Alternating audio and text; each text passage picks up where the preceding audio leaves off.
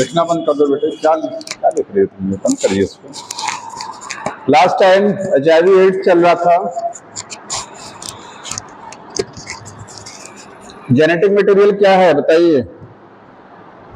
HIV का genetic material क्या होता है? RNA।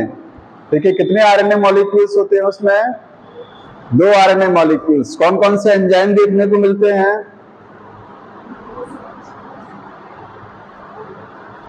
बताएंगे? हाँ, रिवर्स ट्रांसक्रिप्टेज। और कैसे काम चलेगा? इंटीग्रेज एंजाइम है, प्रोटीएज एंजाइम है, ठीक है। बाहर एक कवर है लाइपोप्रोटीन का बना हुआ, और उस पर एक प्रोटीन लगी होती है, उसका नाम क्या है? GP120 प्रोटीन, ठीक। HIV का आपका स्ट्रक्चर हो गया था, समझ में आया?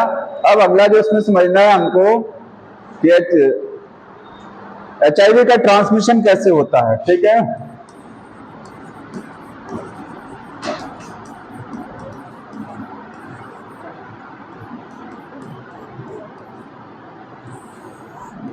एक पर्सन से दूसरे पर्सन में कैसे फैलता है, समझ में आया? HIV क्या है? कॉन्टाजियस डिजीज है। कॉन्टाजियस का मतलब इन्फेक्शियस डिजीज है, एक पर्सन से दूसरे पर्सन में स्प्रेड हो सकती है, ठीक है।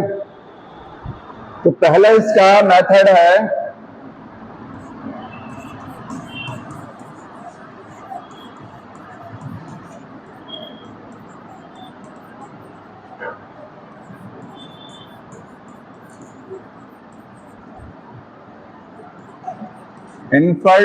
देखिए, एड्स में बॉडी फ्लूइड नहीं मिलना चाहिए। अगर ब्लड का कांटेक्ट हुआ तभी HIV ट्रांसफर होता है, अदरवाइज किसी भी तरीके से ट्रांसफर नहीं होता है। केवल और केवल ब्लड का कांटेक्ट नहीं होना चाहिए इन्फेक्टेड पर्सन और नॉर्मल पर्सन के बीच में। यहां लिख लीजिएगा, इसका ट्रांसमिशन होता है बाय ब्लड कांटेक्ट। और ब्लड क्या है? बॉडी फ्लूइड है। ये ब्लड क्या है? ये बॉडी फ्लूइड है। तो बॉडी फ्लूइड का जो कांटेक्ट है उससे क्या होगा? HIV ट्रांसफर होगा। अब ये ब्लड कांटेक्ट कितने तरीके से हो सकता है? पहला है sexual interaction with the infected person, ठीक, इससे HIV फैलता है। दूसरा क्या है? ट्रांसफ्यूजन ऑफ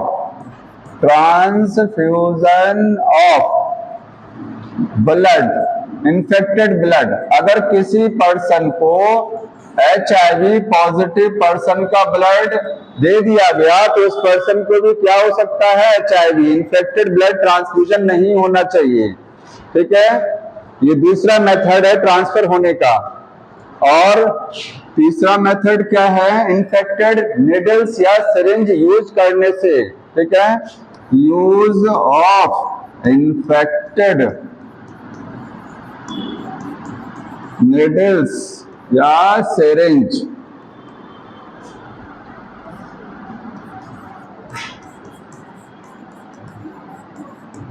ठीक है।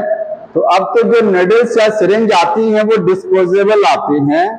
पहले क्या आती थी? ग्लास की आती थी, तो उनको स्टेरिलाइज किया जाता था, बॉयल किया जाता था, ठीक। तो इन्फेक्टेड निडल्स का यूज नहीं करना है। और चौथा है लास्ट मेथड जो है from infected mother. Infected mother, अगर मदर इन्फेक्टेड है तो इसके फीटस को चला जाएगा to foetus through placenta. Placenta क्या है? एक बैरियर है डिजीज का, पैथोजन को आने जाने नहीं देता है, लेकिन HIV का वायरस प्लेसेंटा को क्रॉस कर जाता है। बाकी के लिए प्लेसेंटा क्या है? एक बैरियर होता है पैथोजन का। समझ में आ रहा है? किसी भी डिजीज का पैथोजन क्रॉस नहीं कर सकता है HIV को छोड़ करके। तो ये 4 तरीके हैं जिससे HIV का ट्रांसमिशन होता है। समझ में आ रहा है? तो खाली पढ़ पढ़ के रख रहे हैं, कोई लर्न नहीं करता है, किसी को याद नहीं रहता। अगर मैं पूछता हूं तो आप लोग बताते नहीं हैं। क्या फायदा है ऐसे पढ़ाई करने से?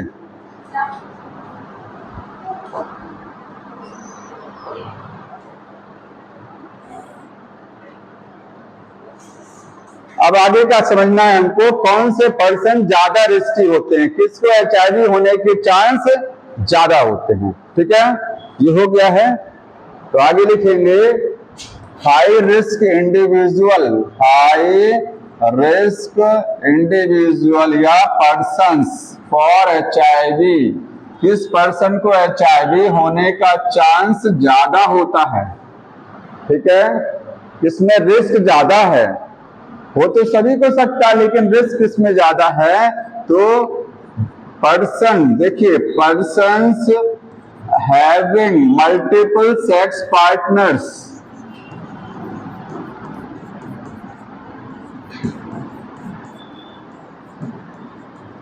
HIV इंटरनेशनल डिजीज है, समझ में आया। जनरली अब्रॉड से ट्रांसफर होती है, बाहर से, समझ में आया। तो जिस पर्सन के मल्टीपल सेक्स पार्टनर्स होते हैं वह HIV होने का चांस ज्यादा होता है। ठीक है, समझ में आ रहा ना। हो सकता है कोई पर्सन क्या हो, इन्फेक्टेड हो। दूसरा क्या है, जो पर्सन एडिक्ट होते हैं, एडिक्ट पर्सन, एडिक्ट कौन से, ड्रग एडिक्ट। बहुत सारे लोग पढ़ाई के लिए एडिक्ट होते हैं, एडिक्ट का मतलब नशा होता है, किसी को पढ़ाई का नशा थोड़ी ना उसको एड्स हो जाएगा, नहीं। एडिक्ट का मतलब आदी होता है, हैबिचुअल। तो जो ड्रग एडिक्ट होते हैं, ठीक है, ड्रग एडिक्ट, और ड्रग एडिक्ट में भी अगर दवा कई तरीके से ली जाती है, ड्रग ओरली ली जाती है, बहुत सारे तरीके आप पढ़ेंगे। अगर इंट्रावीनियसली ड्रग ली जा रही है, सिरिंज से ड्रग ली जा रही है, उस केस में HIV का चांस ज्यादा होता है। बाकी अगर ड्रग और किसी तरीके से ले रहे हैं तब नहीं, क्योंकि ब्लड का कांटेक्ट होना चाहिए। क्योंकि जो ड्रग एडिक्ट होते हैं वो क्या है, आपने देखा होगा बड़े शहरों में, वो क्या है, जैसे किसी ने अपना नशा किया उसी सिरिंज से, और उसने उसके फ्रेंड ने भी कर लिया, ठीक है, उसी सिरिंज को, तो उसमें ट्रांसफर हुआ, उससे दूसरे में ट्रांसफर हो गया। एक सिरिंज जो है कई लोग यूज कर लेते हैं, इंजेक्शन लगाते हैं, समझ में आया। तो जो ड्रग एडिक्ट होते हैं वो कौन से वाली बात हो रही है, इंट्रावीनियसली, इंट्रावीनियसली मतलब जो इंट्रावीनियसली का मतलब जो वेंस में इंजेक्शन लगाते हैं ड्रग का, उनमें चांस ज्यादा होता है। बाकी ड्रग और किसी तरीके से ले रहे हैं, ठीक है, ऑलरेडी ले रहे हैं, तो HIV का चांस नहीं बनता है, समझ में आया। तीसरा मेथड, जिस पर्सन को बार बार ब्लड चढ़ाने की नौबत आती है उसमें HIV का चांस ज्यादा होता है, रिपीटेड ब्लड ट्रांसफ्यूजन। ठीक है, persons require repeated blood transfusion. मैंने आपको बताया ये ब्लड कांटेक्ट से होती है। ब्लड, दो पर्सन्स का ब्लड कांटेक्ट नहीं होना चाहिए, अगर हो गया तो डिजीज ट्रांसफर हो जाएगी। जिस पर्सन्स में बार बार ब्लड चढ़ाने की समस्या होती है कि बार बार उनको ब्लड चढ़ाया जाता है, उनमें हो सकता है कभी भी क्या है, ऐसा ब्लड चढ़ा दिया जाए जो जिसको चेक ना किया गया हो। हालांकि ब्लड जब डोनेट किया जाता है तो ब्लड को चेक किया जाता है कि HIV तो नहीं है उसमें, लेकिन हो सकता है कि बाई मिस्टेक छूट जाए ऐसा, और ना चेक हो तो चांस बनता है। अब ये क्वेश्चन लिखा गया है कि किस केस में बार बार ब्लड चढ़ाने की रिक्वायरमेंट पड़ती है, कहां बार बार ब्लड ट्रांसफ्यूजन की रिक्वायरमेंट पड़ती है, बताइए किस लोगों को। एक्सीडेंट हुआ है, ठीक है, ब्लड ट्रांसफ्यूजन, लेकिन एक्सीडेंट रोज नहीं होता है, रोज नहीं होता है कि रोज इसको ब्लड चढ़ाया जाए, ठीक है। कौन से केस ऐसे हैं जहां बार बार ब्लड चढ़ाने की जरूरत पड़ती है पेशेंट को, एनीमिया का पर्सन है, ठीक है। और दूसरा केस, डायलिसिस के जो पेशेंट होते हैं उनमें ब्लड की कमी हो जाती है, डायलिसिस को, समझ में आया। किडनी खराब है तो किडनी ब्लड भी तो बनाती है, बार बार ब्लड चढ़ाना पड़ता है। ब्लड कैंसर जिसको हुआ है उसका ब्लड रिप्लेस कराया जाता है बार बार, टाइम टू टाइम, समझ में आया। तो ये यहाँ पर क्वेश्चन लिखा है बुक में, इसका आंसर लिखिए, रिपीटेड कहाँ जरूरत पड़ती है, ये आपको एनीमिया के केस में, और किडनी फेलियर जब होगा, फेल्योर, ठीक है, इस केस में जरूरत पड़ेगा। और ल्यूकेमिया, ब्लड कैंसर को क्या बोलते हैं, ल्यूकेमिया, ठीक है। यहां 3 जगहों पर बार बार ब्लड को चढ़ाना पड़ेगा। ठीक, तो ये हाई रिस्क ऑफ इंडिविजुअल है। चौथा कह सकते हैं आप कि अगर मदर इन्फेक्टेड है तो बच्चे में भी क्या है, चांस बनता है।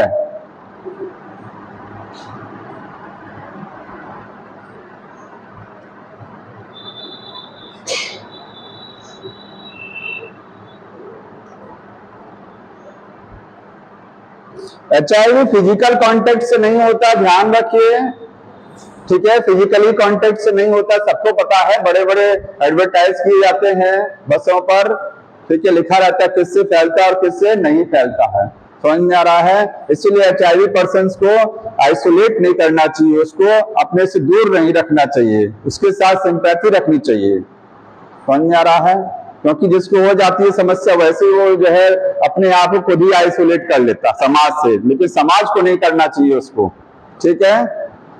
तो ये आपका हाई रिस्क ऑफ इंडिविजुअल हो गया। आगे देखिए, आगे जो है उसमें ये समझना है कि लाइफ साइकिल ऑफ HIV, अब डायग्राम पर आ जाइए, बुक में एक डायग्राम बना हुआ है, life cycle of HIV virus, इस वायरस का लाइफ साइकिल, जीवन चक्र कैसे होता है।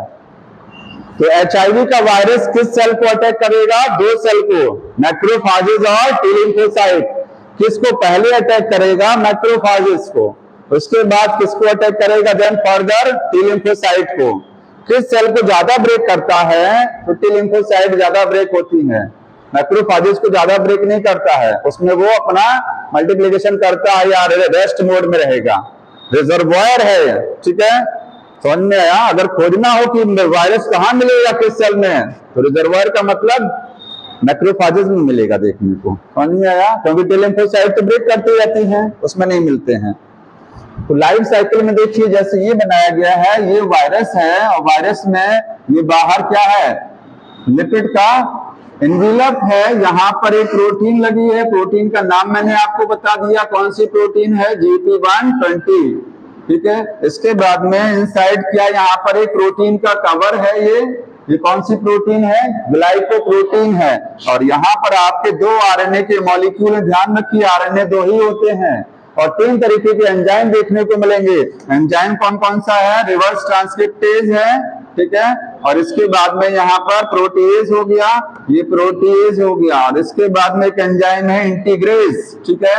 ये स्ट्रक्चर जिस सेल को अटैक करेगा उसको टी लिम्फोसाइट या मैक्रोफाज बोलेंगे। बुक में लिखा गया है एनिमल सेल, तो ये ऐसे डायग्राम बना गया है और लिखा गया, उसमें देखिए एनिमल सेल लिखा ना, एनिमल का मतलब जानवर को इफेक्ट नहीं करता है, ह्यूमन भी तो एनिमल है, तो ह्यूमन की बात हो रही है वो, ठीक है, बाकी किसी को इफेक्ट नहीं करता, ध्यान रखिए।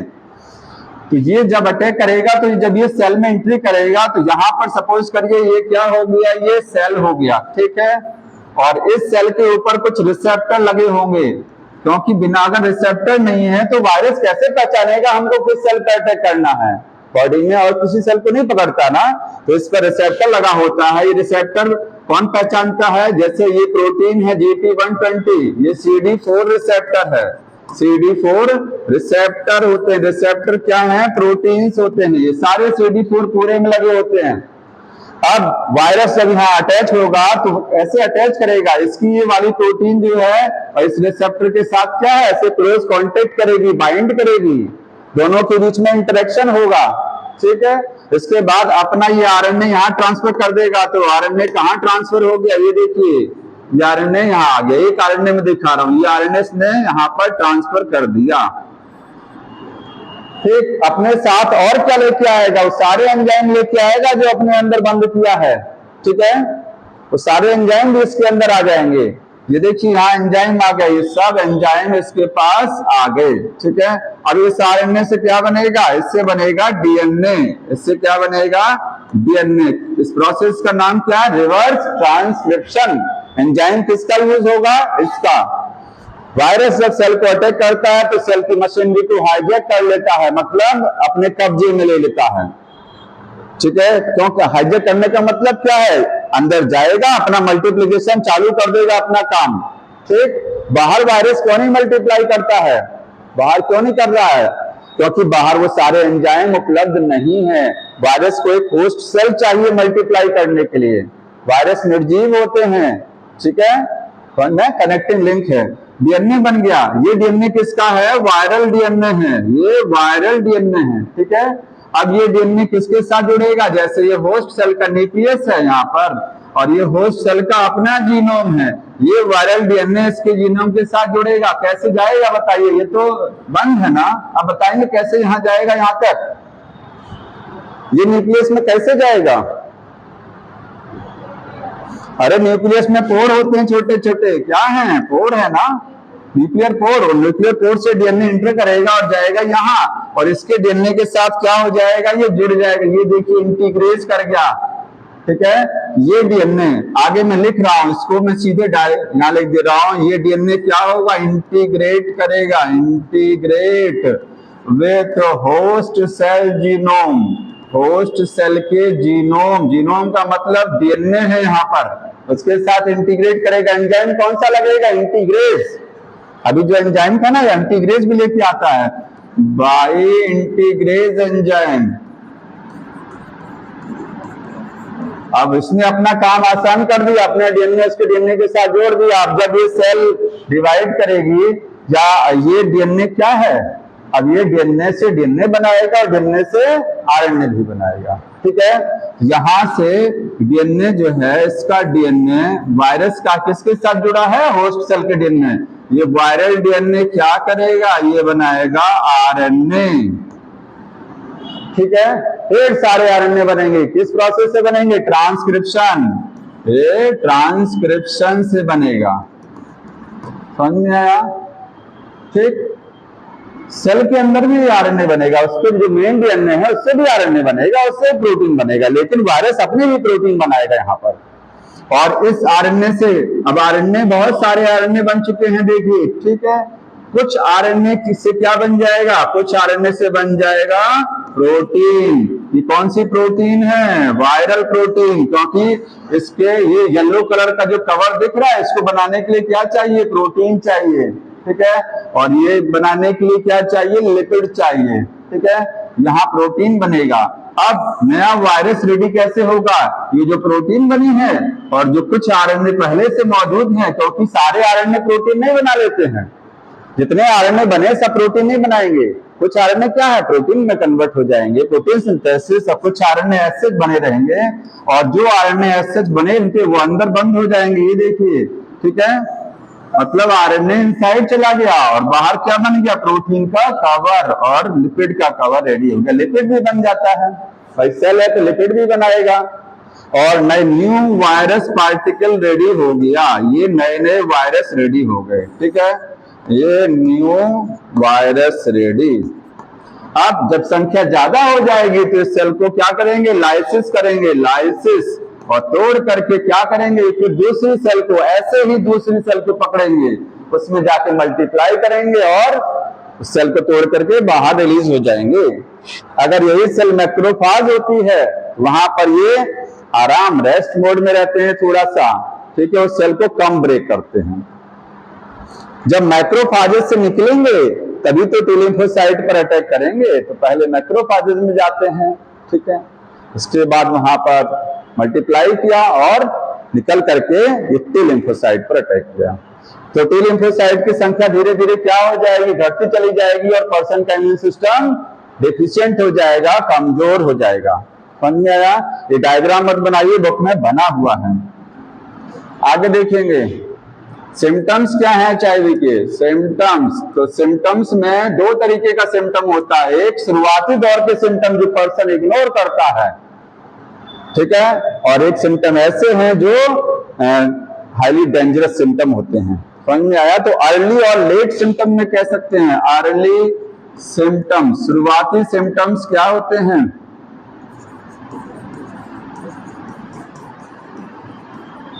देखिए शुरुआती में कुछ नहीं है, डायरिया हो सकता है, पेट खराब होगा, कमजोरी आएगी, थकान लगेगी, ठीक है, ये शुरुआती सिम्टम होंगे।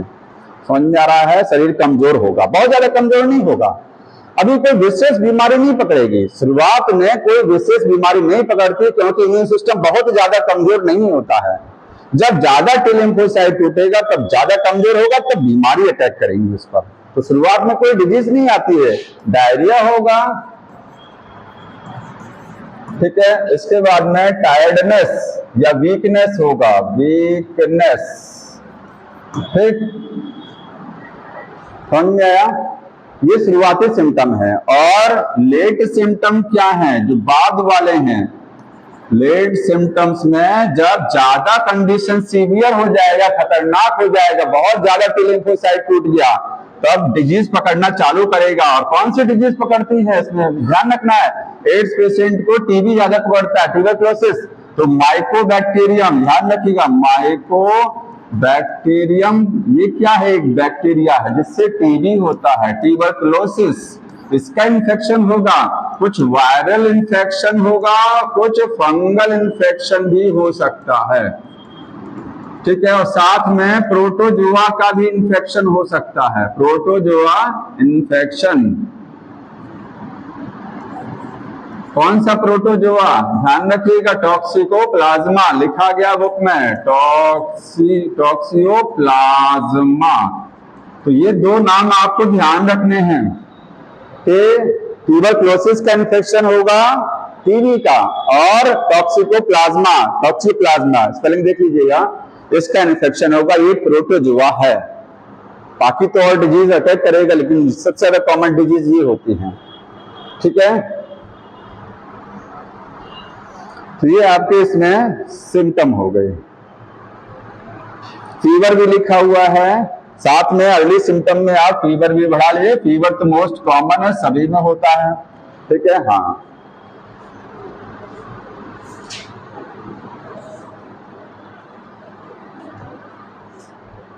कैसे पता लगाएंगे, तो एलाइजा टेस्ट होगा।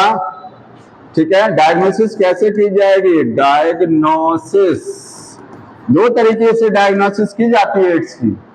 एक तो by ELISA test, by ELISA test. ठीक है, और दूसरा है टी लिम्फोसाइट के नंबर को गिन करके, काउंटिंग ऑफ टी लिम्फोसाइट। अगर टी लिम्फोसाइट 200 से नीचे पहुंच गई हैं तो इसका मतलब इंफेक्शन हो चुका है, अच्छा खासा। ठीक है, उनकी संख्या काउंट करके। दूसरा है बाय काउंटिंग, कितना नॉर्मल होना चाहिए बताइए, बताएंगे। नॉर्मल टीएच सेल का नंबर 1 मिलीमीटर क्यूब ब्लड में कितना होता है, 1200, और 200 से नीचे पहुंच जाएगा तो सीवियर कंडीशन हो जाती है, तब एड्स हो जाता है। समझ में आया?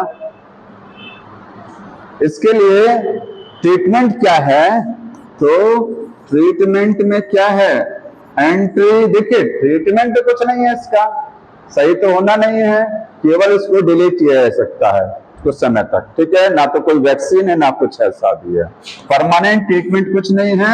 Anti retroviral, anti retroviral drugs दी जाती हैं, ऐसी दवा जो एंटी रिट्रोवायरल बोलते हैं उनको। क्या करती है ये, वायरस के मल्टीप्लिकेशन को रोक देती हैं। वायरस मल्टीप्लाई नहीं होगा, क्योंकि वायरस में जो एंजाइम है, कौन सा वाला, रिवर्स ट्रांसक्रिप्टेज है ना, उसको क्या कर देंगे, इनएक्टिव कर देंगे।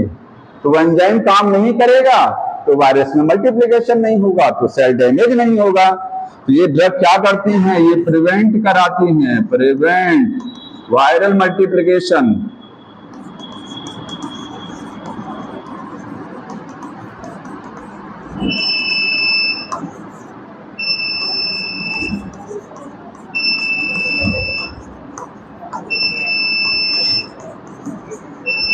क्या ऑफ किया जाएगा, लाइट कौन सा वाला, ये सारे स्विच ना पूरा ये, अब बताएंगे। अब सही है ना, ये वाला चालू कर दें बस, अब चलिए। तो एंटी रिट्रोवायरल ड्रग्स क्या करती हैं, वो वायरस के मल्टीप्लिकेशन को रोकती हैं। कैसे, बाय इनएक्टिवेटिंग रिवर्स ट्रांसक्रिप्टेज एंजाइम। इस एंजाइम पर वो काम करती हैं दवाएं सब। ठीक है, परमानेंट क्योर नहीं है, क्योंकि बहुत ज्यादा इफेक्टिव दवाएं नहीं है ये। तो जब दवा ट्रीटमेंट नहीं है बेटर, तो तरीका क्या है, प्रिवेंशन। बीमारी को रोकने का तरीका क्या है? प्रिवेंशन करिए डिजीज को, जब इसका ट्रीटमेंट नहीं है तो प्रिवेंशन इसका समझिए क्या है, एचआईवी का रोकथाम क्या है। ठीक है,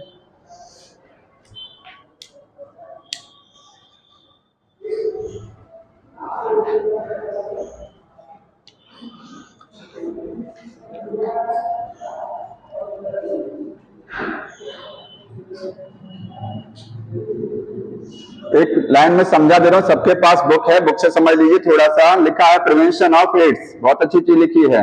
लिखा है as AIDS has no cure, book में ध्यान से देखिए, एड्स का कोई क्योर नहीं है। ठीक है, आगे लिखा है प्रिवेंशन इज बेस्ट ऑप्शन, जिस बीमारी का कोई क्योर नहीं होता, इलाज नहीं होता, उसमें प्रिवेंशन ही सबसे अच्छा तरीका माना जाता, रोकथाम। लिखा moreover HIV infection spread due to the conscious behaviour, HIV जो होता है अनजाने में नहीं होता, जानबूझकर होता है। ठीक है, अनजाने में नहीं होता है। लिखा गया है कि निमोनिया है, टाइफाइड है, ये बीमारियां अनजाने में होती हैं। समझ में आ रहा है? आप निमोनिया को रोक नहीं सकते, जैसे निमोनिया है तो अनजाने में हो जाती है, आपको पता भी लगती है। एचआईवी जानबूझकर होती है डिजीज, क्योंकि पर्सन जो है, चाहे मल्टीपल सेक्स पार्टनर उसके हैं, चाहे रिपीटेड ब्लड ट्रांसफ्यूजन हो रहा है, तो उसको जानकारी में है कि नहीं है सारी चीजें, उसको पता है ये सब चीज नहीं करना चाहिए, फिर भी उसके बाद भी ये सारी चीजें होती हैं। तो ये जो स्प्रेड होता है किसका, ये जानबूझकर स्प्रेड होता है, पर्सन की जानकारी में रहता है ये सारी चीजें। ठीक है, आगे लिखा गया है something that happen indirectly like the pneumonia, कुछ बीमारियां अपने आप होती हैं जब बिना जानकारी के पता भी नहीं लगता, जैसे निमोनिया है। ठीक है, तो बाकी बीमारियों में और एचआईवी में यही अंतर होता है, एचआईवी को जो है मतलब आपकी जानकारी में वो चीज रहती है। ऑफ कोर्स लिखा गया है कि हाँ, इन्फेक्शन जो होता है, ब्लड ट्रांसफ्यूजन अगर किया जा रहा है मान लीजिए, तो उसमें ब्लड ट्रांसफ्यूजन, किसी का ब्लड चढ़ाया जा रहा है, या न्यूबॉर्न बेबी से मदर का, अगर मदर का पूरा चेकअप हो जाए तो बच्चे में एचआईवी का, जैसे बच्चे में एचआईवी को रोक तो नहीं सकते हैं, समझ में आया? अगर मदर को एचआईवी है तो बच्चे में तो जाएगा ही, लेकिन यह है कि अबॉर्शन करा करके उस बच्चे को जन्म होने से रोका जा सकता है, जो लीगल है। समझ में आ रहा है? तो उसको किया जा सकता है। ठीक, बाकी तो बच्चे में, मदर में है तो बच्चे में होगा ही। आगे लिखा, एक लाइन बहुत अच्छी लिखी गई है, और एचआईवी में लोग एक्सक्यूज क्या करते हैं, बहाना क्या होता है लोगों का, only excuse may be ignorance, अज्ञानता। इग्नोरेंस क्या है? अज्ञानता है, लोगों को जानकारी का अभाव होने की वजह से एचआईवी होता है। ठीक है, इसका एक ही एक्सक्यूज है, वो क्या है? लोगों में जानकारी का अभाव, अज्ञानता। इग्नोरेंस का मतलब अज्ञानता। And it has been rightly said, और एक लाइन बहुत अच्छी कही गई है, डोंट डाई ऑफ इग्नोरेंस, मतलब अज्ञानता से मत मरिए आप। समझ में आ रहा है? जैसे इस लाइन का मतलब समझ रहे हैं, डोंट डाई ऑफ इग्नोरेंस, अज्ञानता की वजह से किसी की मृत्यु ना हो, ये गलत चीज है।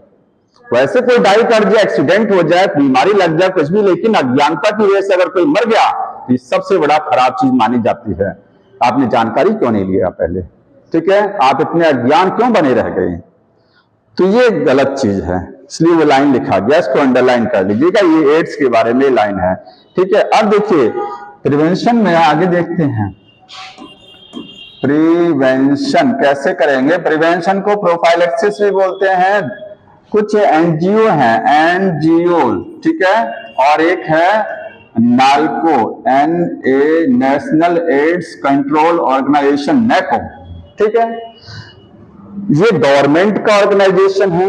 नेशनल एड्स कंट्रोल ऑर्गेनाइजेशन ये गवर्नमेंट का है। ठीक है, गवर्नमेंट का ऑर्गेनाइजेशन है, संस्था। और ये क्या है? प्राइवेट है। एनजीओ सबको पता है, राष्ट्रीय स्वयंसेवी संस्था जो होती है। ठीक है, नॉन गवर्नमेंट ऑर्गेनाइजेशन। ठीक है, तो इनकी मदद से ये लोग क्या कर रहे हैं? ये लोगों में अवेयरनेस उत्पन्न कर रहे हैं, जागरूकता पैदा करते हैं। ठीक है, आपको बताया जैसे न्यूज़पेपर है, मैगजीन है, बसेज है, यहाँ सब पर एडवर्टाइजमेंट दिए जाते हैं एचआईवी को रोकने के लिए कि कैसे ये होती हैं।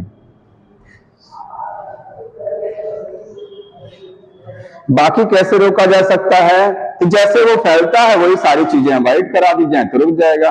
ब्लड अगर ट्रांसफ्यूजन किया जा रहा है तो उसको पहले चेक करिए। ठीक है, और मल्टीपल सेक्स पार्टनर ना हो। ड्रग एडिक्ट जो होते हैं, ठीक है, तो ड्रग एडिक्ट जानकारी के अभाव में, उनको जानकारी नहीं होती है, इस वजह से वो एडिक्शन करते हैं ना। अगर उनको जानकारी होती तो एडिक्शन ऐसा नहीं करते। रेगुलर चेकअप कराना, ये सारी चीजें हैं। बाकी इसमें कुछ थ्योरी लिखी गई है, कोई मतलब नहीं है, ठीक है। देखिए अगला जो डिजीज है वो कैंसर है। इसमें कुछ बचा नहीं है, अब ना हो गया, कुछ पूछना हो तो बताइए। बताइए, बोलिए। हाँ हाँ हाँ, फिगर के नीचे मैं बता रहा हूं, एक सेकेंड, फिगर पर आ जाते हैं। नोट लिखा है, infected cell can survive while virus are being replicated and release. मैंने बताया आपको, जो ये लिखा गया है कि इन्फेक्टेड सेल, अगर किसी भी सेल में वायरस का इन्फेक्शन हुआ है तो वो सर्वाइव कर सकती है while virus are being replicated and release. मतलब वायरस से अगर कोई सेल इन्फेक्टेड है तो वो सेल सर्वाइव कर सकती है। रीजन क्या है कि HIV का वायरस अगर लाइसोजेनिक अवस्था में, लाइसोजेनिक का मतलब समझ रहे हैं, केवल वो अपना कह सकते हैं मल्टीप्लीकेशन नहीं, बहुत स्लो मल्टीप्लाई कर रहा है या मल्टीप्लीकेशन नहीं कर रहा है, तो इसको बोलते हैं लाइसोजेनिक स्टेट। उस अवस्था में वो सेल बची रहेगी, ठीक है, जब तक वो क्या है, बहुत ज्यादा उसकी संख्या ना बढ़े। यही लाइन उन्होंने लिखा है। अगला जो डिजीज है वो क्या है, कैंसर। देखिए कैंसर कॉन्टाजियस डिजीज नहीं है, ध्यान रखिए, एक पर्सन से दूसरे पर्सन में नहीं स्प्रेड होता है, ठीक है, समझ में आया। कैंसर क्या है, अनकंट्रोल्ड सेल डिवीजन।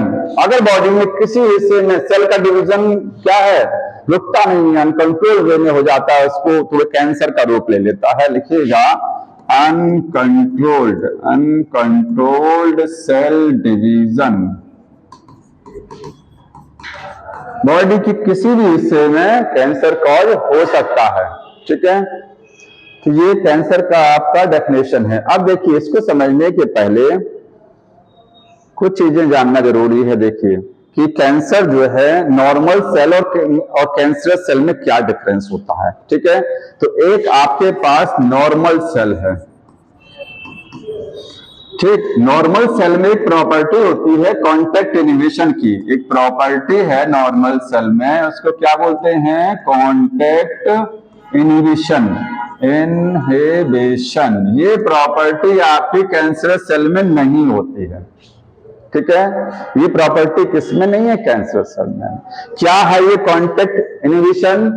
तो कॉन्टैक्ट इनहिबिशन ऐसे समझ लीजिए, जैसे मान लीजिए आपकी बॉडी में, देखिए कैंसर वहां डेवलप होता है जहां कुछ डैमेज होता है, ध्यान रखिएगा। जहां शरीर में कुछ टूट फूट होती है, कैंसर वहीं डेवलप होता है। जो लोग गुटखा च्यूइंग करते हैं, ठीक है, या सिगरेट स्मोकिंग करते हैं, तो जो भी चीज जा रही है, आखिर जब माउथ में कहीं पर भी थोड़ा सा कट, पहले तो कट लगेगा ना, तभी तो उस हिस्से में कैंसर डेवलप होगा। सिगरेट स्मोकिंग हो रही है तो वो जो स्मोक है वो जाकर के आपकी लंग्स में या थ्रोट में कहीं पर भी क्या है, डैमेज करेगा, ठीक है। तो पहले जिस हिस्से में डैमेज होता है उसी हिस्से में कैंसर डेवलप भी होता है ज्यादातर। समझ में आ रहा है? तो देखिए नॉर्मल जो सेल है, सपोज करिए नॉर्मल सेल है, ठीक है, ये क्या है, नॉर्मल सेल्स है। अब यहां पर थोड़ा सा सेल डैमेज हो गया, घाव बन गया किसी वजह से, ये देखिए इतना हिस्सा में डैमेज हो गया, ठीक है। हमारे शरीर में कहीं वुंड बनता है तो वो रिपेयर हो जाता है, बढ़िया अच्छा खासा हो जाता है ना, इस एरिया में रिपेयर ये हो गया। अब नॉर्मल सेल में क्या होता है कि जब कहीं पर भी सेल डैमेज होती हैं तो उस हिस्से की सेल क्या है, मल्टीप्लाई करके और उस हिस्से को क्या कर देती है, रिपेयर कर देती है। देखिए रिपेयर हो जाता है ना। ये सेल मल्टीप्लाई जो करती हैं, ये एक लिमिट तक मल्टीप्लाई करती हैं, लिमिट तक। जैसे मान लीजिए ये यहां पर खाली जगह थी, ये सेल है, ठीक है, ये मल्टीप्लाई किया इसने 2 सेल, ये बना, ये बना, ठीक है।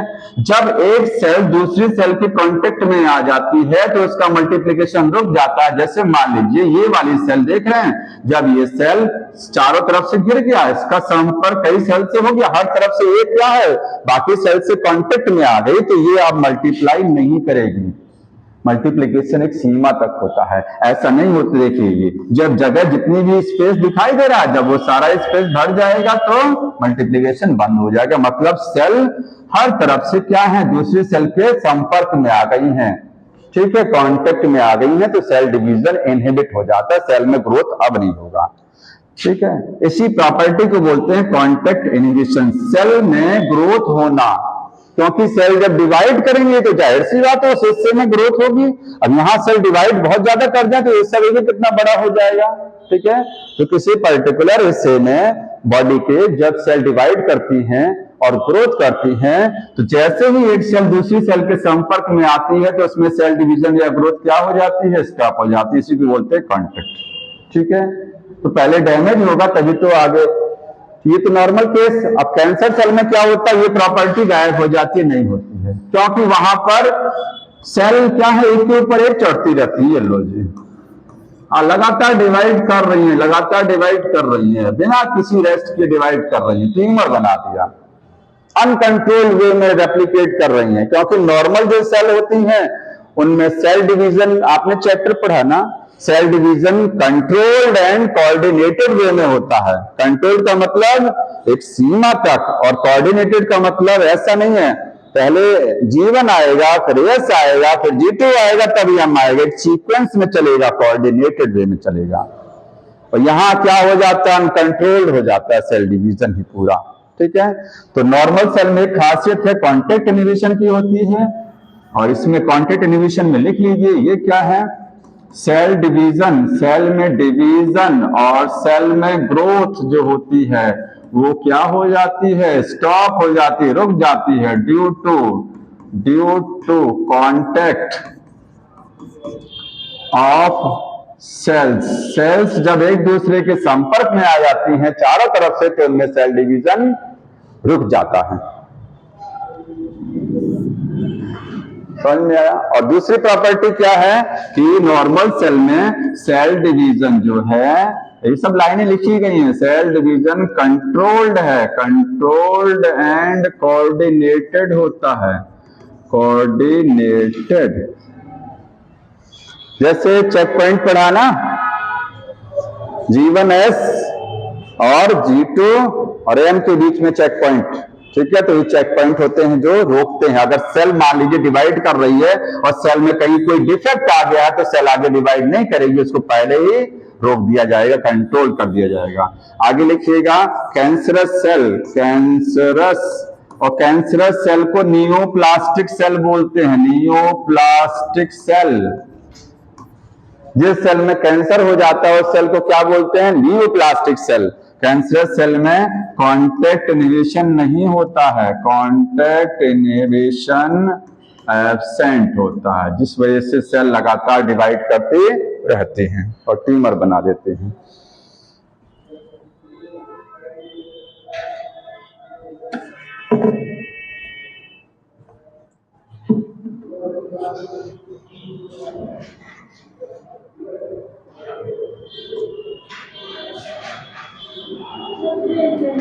हाँ कुछ बताएंगे, हाँ बताइए।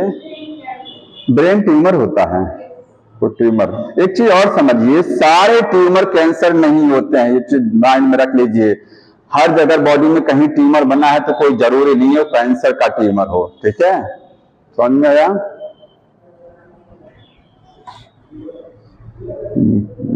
कहाँ चला जाता है, ठीक, ये यहां तक हो गया। अब देखिए, जब कैंसरस सेल में कैंसर हो जाएगा तो क्या बनेगा, ट्यूमर, ठीक है, ट्यूमर फॉर्मेशन होगा। और एक चीज ब्रैकेट में लिखिएगा, ऑल ट्यूमर्स, जितने भी ट्यूमर्स होते हैं आर नॉट कैंसर, वो सब कैंसर नहीं माने जाते। कैसे पता लगाएंगे कैंसर हो सकता है हमको, कैसे पता लगेगा। बॉडी के किसी भी हिस्से में अगर पेन हो रहा है तो पहला सिम्टम है कैंसर होने का, किसी भी हिस्से में पेन हो रहा है, ठीक है, और काफी एक लंबे समय तक पेन चला गया, समझ में आ रहा है? या स्टमक में संबंधित कोई ऐसी समस्या जो स्टमक में डाइजेशन से संबंधित कोई समस्या है, तो हो सकता है कि एलिमेंट्री कैनाल से संबंधित कोई कैंसर हुआ, अल्सर होता है, अल्सर कैंसर का भी रूप ले लेता है, घाव जो बनता है आंतों में वो बाद में कैंसर का रूप ले लेता है अगर वो ठीक ना किया जाए। इसलिए मैं क्या कह रहा हूं कि घाव से कैंसर कैसे बनता है? जब शरीर में कहीं डैमेज होता है, अगर वो डैमेज ठीक नहीं किया गया तो हो सकता है वो कैंसर में कन्वर्ट हो जाए। प्रोस्टेट कैंसर होता है। प्रोस्टेट कैंसर में कहाँ होता है? जब आपने ह्यूमन रिप्रोडक्शन पढ़ा है तो ये यहाँ प्रोस्टेट ग्लैंड, ये पेनिस है, यहाँ प्रोस्टेट ग्लैंड होती है ना, यहाँ से यूरिन पास आउट होता है। प्रोस्टेट ग्लैंड का साइज क्या हो जाएगा? बढ़ जाएगा। यूरिनेशन में समस्या आती है, पर्सन को यूरिन पास आउट कराने में धीरे धीरे यूरिन पास आउट होता है। ब्रेस्ट कैंसर होता है, ठीक है, एस्ट्रोजन का लेवल बढ़ने की वजह से, जब एस्ट्रोजन बहुत ज्यादा बढ़ जाता है बॉडी में तो ब्रेस्ट कैंसर होता है, ठीक। और लंग कैंसर है, समझ में आया? थ्रोट कैंसर हो गया। माउथ कैंसर सबसे ज्यादा कॉमन कहा जाए कौन सा होता है तो वर्ल्ड में सबसे ज्यादा ब्रेस्ट कैंसर है, ठीक है, पूरे वर्ल्ड लेवल में देखेंगे। और हमारे इंडिया में लंग कैंसर और ओरल कैंसर सबसे ज्यादा कॉमन है, क्योंकि यहाँ छल्ला ज्यादा बनाते हैं ना, खराब आदत है। हाँ, क्या चीज? नहीं, बाल नहीं झड़ता, बाल कीमो में झड़ता है, कीमोथेरेपी कराई जाती है तब बाल झड़ता है, ऐसे नहीं झड़ता है, नहीं। हाँ, सिम्टम बताया तो मैंने कि बॉडी के किसी हिस्से में पेन हो रहा है, अगर प्रोस्टेट ग्लैंड बढ़ती है तो उसका सिम्टम ये है कि यूरिन पास आउट करने में समस्या हो रही है। ब्रेस्ट कैंसर का सिम्टम ये है कि ब्रेस्ट में पेन होगा, गांठ टाइप का एहसास होगा, ठीक है। यूट्रस में बहुत ज्यादा ब्लीडिंग हो रही है तो एक कैंसर का रूप हो सकता है, जरूरी नहीं है, हो सकता है कि यूट्रस में कहीं कैंसर हो, सर्विक्स में कहीं कैंसर हो, ठीक है। बॉडी के किसी भी हिस्से में मेन पेन ही उसका वो है, समझ में आया? तो ये इसके सिम्टम होते हैं। और अब तो टंग कैंसर बहुत ज्यादा चल रहा है ना, टंग कैंसर बहुत सुनने में होता है, टंग कैंसर जीभ वाला, ठीक है, क्योंकि टोबैको बहुत ज्यादा लोग यूज करते हैं, ठीक। और लेकिन कुछ स्टेट में टोबैको तो पूरी तरीके से बैन है। साउथ वगैरह में, साउथ में टोबैको खा के थूक नहीं सकते, मिलता ही नहीं है तो खाएंगे कैसे? वहां मिलता ही नहीं है कहीं। यहाँ तो जगह जगह ना पान की गुमटी मिल जाएगी, वहां दिखेगा नहीं कहीं साउथ में।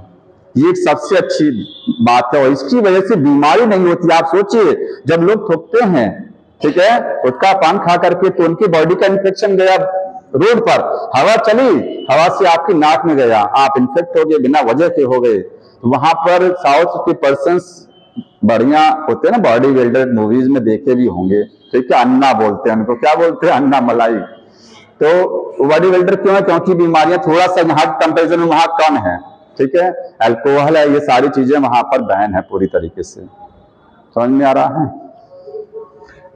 तो ये सारे कैंसरस ट्यूमर, जितने ट्यूमर हैं सब कैंसर नहीं होते। तो नॉर्मल सेल में, और एक चीज और देखिए, हर सेल में कैंसर का जीन है, सबकी बॉडी में कैंसर का जीन होता है, वो समझ लीजिए, ठीक है। एक पॉइंट लिख रहा हूं, ऑल पर्सन, सभी पर्सन्स में हैव कैंसरस जीन।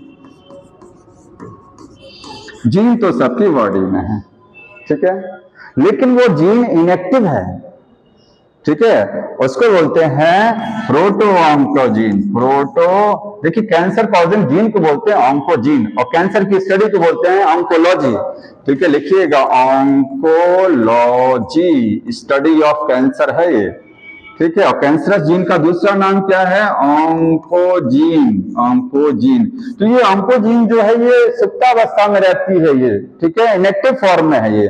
तो इनएक्टिव फॉर्म में तो इसको क्या बोलेंगे? प्रोटो ऑन्कोजीन बोलेंगे, ठीक है, प्रोटो ऑन्कोजीन, या इसका दूसरा नाम सेलुलर ऑन्कोजीन। एक नाम और है इसका, सेल्यूलर ऑन्कोजीन, सब बुक में लिखा गया है ऑन्कोजीन, ठीक है। और सेलुलर ऑन्कोजीन को शॉर्ट फॉर्म में क्या लिखते हैं? सी ऑन्कोजीन, ठीक है, इसको लिख सकते हैं सी ऑन्कोजीन। तो ये तीन नाम लिखे हुए हैं। ये इनएक्टिव रूप में रहता है। कौन इनएक्टिव कराए रखता है? हमारी बॉडी में एक ट्यूमर सप्रेसर जीन होता है जो इसको दबाए हुए रखता है। इस जीन को एक्टिव नहीं होने देगा। एक्टिव कब होगा? जब टोबैको यूज किया जाएगा, जब सारी चीजें यूज की जाएंगी, ठीक है। तो ये कैंसरस जीन रिमेन इनएक्टिव, ये क्या रहता है बॉडी में? इनएक्टिव रहता है, सभी सेल में है, ये सबकी सेल में है। लेकिन इनएक्टिव कैसे है? By tumour suppressing gene. Tumour suppressing gene, ऐसी जीन जो ट्यूमर को बनने से रोकती है, उस जीन को क्या बोलते हैं? Tumour suppress. क्योंकि जीन से तो सब कुछ होता है, बॉडी में जितनी भी चीज बन रही हैं वो सब जीन से बन रही हैं। तो ट्यूमर सप्रेसिंग जीन क्या करती है? इस जीन को दबाए हुए रखती है, एक्टिव नहीं होने देती है। ठीक है, तो जो कैंसर कॉजिंग एजेंट हैं उनको क्या बोलते हैं? कार्सिनोजेन, जिससे कैंसर होता है। ठीक है, कुछ भी हो सकता है बताएंगे। वो कार्सिनोजेन इसको क्या कर देते हैं? ट्यूमर इनएक्टिवेट कर देंगे। तो जब ये जीन काम करना बंद कर देगी तो ये जीन अपना रूप दिखा देती है, एक्टिव हो जाती है तुरंत। ठीक है, तो कार्सिनोजेन जो होंगे जिससे कैंसर होता है, कार्सिनोजेंस क्या करते हैं? इनएक्टिवेट कर देंगे। Inactivate tumour suppressing gene, tumour suppressing gene को इनएक्टिवेट कर देते हैं। समझ में आया? और जब ये जीन काम करना बंद कर देगी तो ये अपना जीन काम करना चालू कर देगी, वो एक्टिव हो जाएगी तुरंत।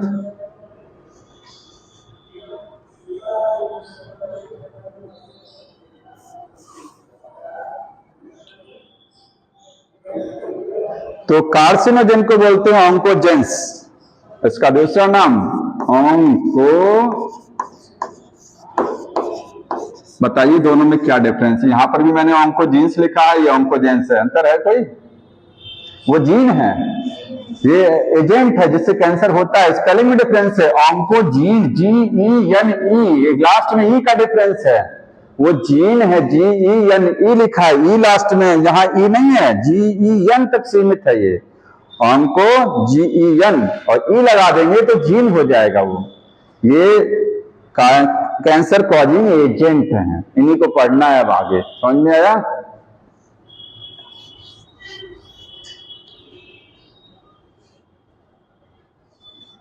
किसी को कुछ जानकारी नहीं लेनी है इसमें? हाँ, कोई समस्या नहीं दिमाग में आती है कि ये क्या है? सारी चीजें ये तो नॉर्मल लाइफ का टॉपिक है, इसमें तो आप पूछ सकते हैं। मान लीजिए कोई टॉपिक ऐसा हो जिसमें यही नहीं समझ में आता कि पूछा क्या जाए। ठीक है, तो देखिए causes of cancer. Causes of cancer, cancer का कॉज क्या है? तो उसी को क्या बोलते हैं? कैंसर, जिससे कैंसर होता है। कार्सिनोजेन इसका कारण है, कार्सिनोजेंस, इनसे क्या होगा? कैंसर होगा। ये कार्सिनोजेन 3 टाइप के हो सकते हैं, कैंसर कॉजिंग एजेंट।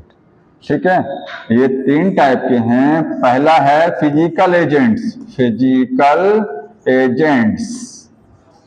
ठीक है, दूसरा है केमिकल एजेंट्स, केमिकल से भी कैंसर होगा, केमिकल एजेंट्स।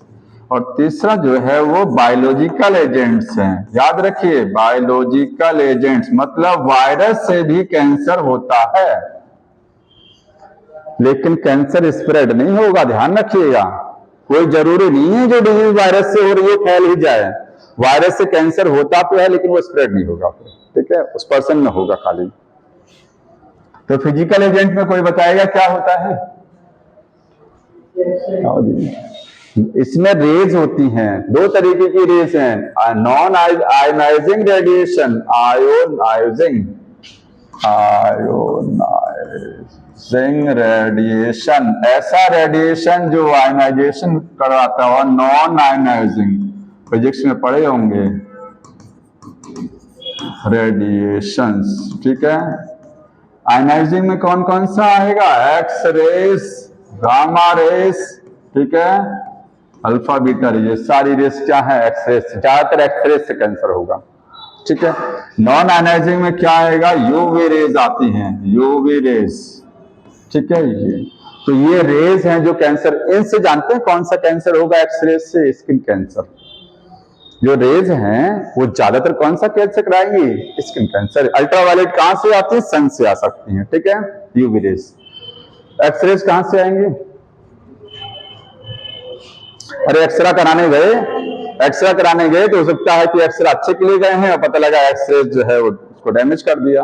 ठीक है, उससे भी हो सकता है। तो बार बार इसलिए अल्ट्रासाउंड एक्सरा नहीं कराना चाहिए।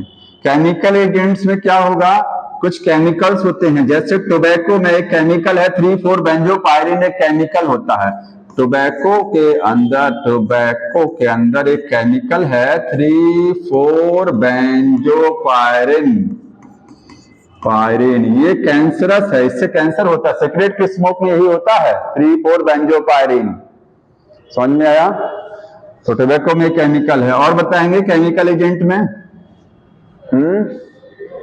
मस्टर्ड गैस है ये, ठीक है, ये कैंसर कराती है। और बताएंगे स्मोक से भी, स्मोक ही हो गया आपका, टोबैको ही क्या है, टोबैको लिख लीजिएगा, स्मोक यहाँ पर स्मोक भी लिख लीजिएगा।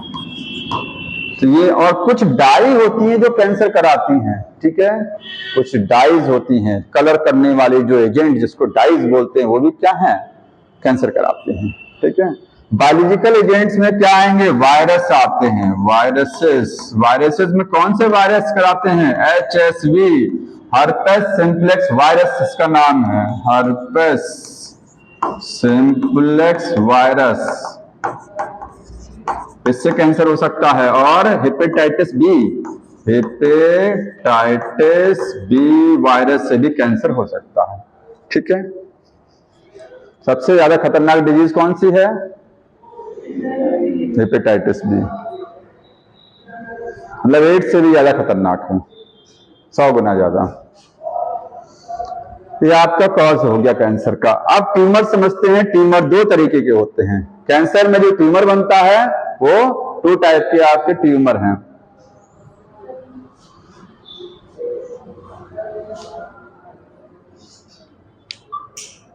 हो गया? हाँ, हेपेटाइटिस बी एक वायरस है जिससे लिवर ज्यादा इफेक्ट होता है। जॉन्डिस जो होती है वो जॉन्डिस बैक्टीरिया से भी होती है, इससे भी जॉन्डिस होती है, ठीक है। इससे लिवर बहुत ज्यादा डैमेज हो जाएगा। ये बहुत ज्यादा डेडली डिजीज है, जिसका कोई इलाज नहीं है, केवल टीकाकरण है। वायरस HIV का तो टीकाकरण भी नहीं है, लेकिन इसका टीकाकरण है, ठीक है। देखिए अगला जो इसके बाद टॉपिक है वो है ट्यूमर। तो ट्यूमर जो है सभी कैंसर में बनता है एक्सेप्ट 1 कैंसर। एक कैंसर ऐसा है ब्लड कैंसर जिसमें ट्यूमर नहीं बनता, नॉट इन ब्लड कैंसर, या लिखेंगे इन ऑल कैंसर, सभी कैंसर में बनेगा except blood cancer. Leukaemia, blood cancer को क्या बोलेंगे, ल्यूकेमिया, ठीक है। अब ये ट्यूमर काट होती है, ये 2 टाइप के बन सकते हैं। एक है बेनिग्न ट्यूमर, बेनिग्न, दूसरा है मैलिग्नेंट, मैलिग्नेंट ट्यूमर।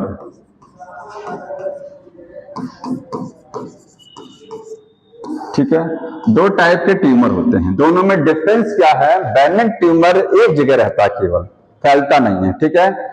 तो नॉट स्प्रेड, ये स्प्रेड नहीं होता है, और ये होता है स्प्रेड करता है। एक जगह से दूसरी जगह से सेल्स क्या कर जाएंगे, स्प्रेड कर जाएंगे। तो जब कैंसर जो फैलता है उस प्रॉपर्टी को बोलते हैं मेटाजेनेसिस। मेटाजेनेसिस है स्टेटस, मेटास्टेसिस एक लिखा गया बुक में। मेटास्टेसिस का मतलब जब कैंसर स्प्रेड करता है, फैलता है, तो उसको क्या बोलते हैं, मेटास्टेसिस प्रॉपर्टी, ठीक है, लास्ट में लिखा गया है। और ये स्प्रेड नहीं करता है, ये नॉन कैंसरस है, नॉन कैंसरस ट्यूमर। इस ट्यूमर से कैंसर नहीं होता है, क्योंकि ये दूसरी जगह कैंसर नहीं कराता है।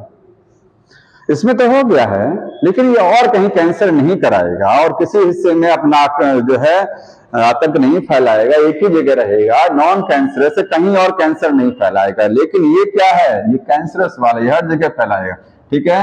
तो ये कैंसरस ट्यूमर है। इसको सर्जरी से ठीक किया जा सकता है, ठीक है। ट्रीट इजीली, आसानी से ट्रीट कर सकते हैं, सर्जरी से ऑपरेशन करके निकाल सकते हैं। उसको आसानी से ठीक नहीं कर सकते हैं। अगर ठीक भी करेंगे तो रेडिएशन थेरेपी देना पड़ेगा, रेडिएशन, ठीक है। Not easily treated, not easily treated, तो अगर ट्रीट करेंगे तो रेस से करेंगे और रेस नुकसान भी कर सकती है, बड़ा सावधानी बरतनी पड़ती है उसमें, ठीक है। कि जिस सेल में कैंसर हुआ है उसी में एक्सरेज डालिए, एक्सरे की मदद से कैंसर, एक्सरे से कैंसर होता भी है, एक्सरे से कैंसर का पता भी लगाया जाता है और एक्सरे से कैंसर ठीक भी किया जाता है। जब ठीक करते हैं तो कैंसर जिस सेल में हुआ रहता है वहीं पर केवल एक्सरेज डाली जाती है, कि नॉर्मल सेल पर अगर वो पहुंच गया तो उसको भी कैंसर कर देंगे। इसीलिए ये ज्यादा ट्रीट करना आसान नहीं है थोड़ा सा, ठीक है। इसमें हाँ क्या कर रहे हैं, हाँ हाँ लेजर थेरेपी, वही ना कि रेडिएशन की मदद से उसको ठीक किया जाता है, समझ में आया। तो ये आपके दो टाइप के ये ट्यूमर हो गए, ठीक। अब देखिए